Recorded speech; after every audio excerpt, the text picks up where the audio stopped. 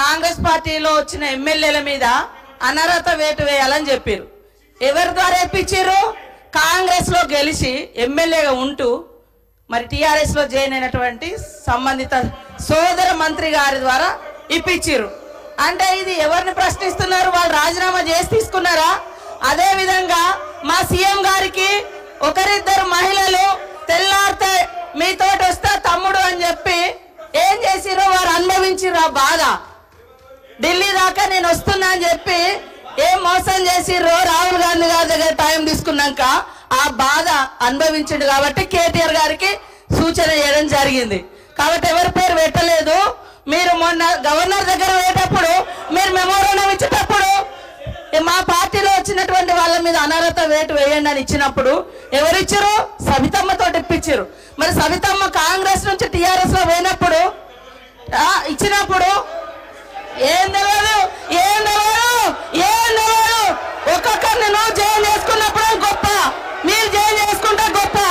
ఏం తెలుసు నీ దురహంకారం బంద్ చేసుకో కేటీఆర్. ఏం తెలియదు, ఏం తెలియదు అంటున్నా. అడుగు అడుగు. ఏం తెలియదు? మీరు అందరు జైలు చేసుకోలే, మీరు అందరు జైలు చేసుకోలే.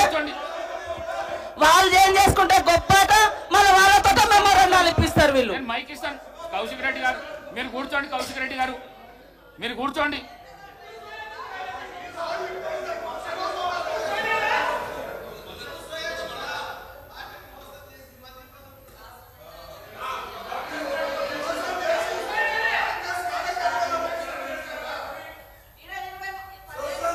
అనుభవించారు.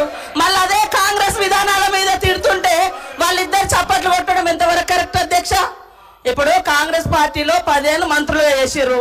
మరి 70 ఏళ్ళ కాంగ్రెస్ విధి విధానాలు తెలిసే వాళ్ళ పదవులలో కొనసాగినప్పుడు మళ్ళా కాంగ్రెస్ తిడుతూ ఉంటే రోజు ఇట్లా కొడుతూ ఉంది. అది కరెక్టా అధ్యక్ష?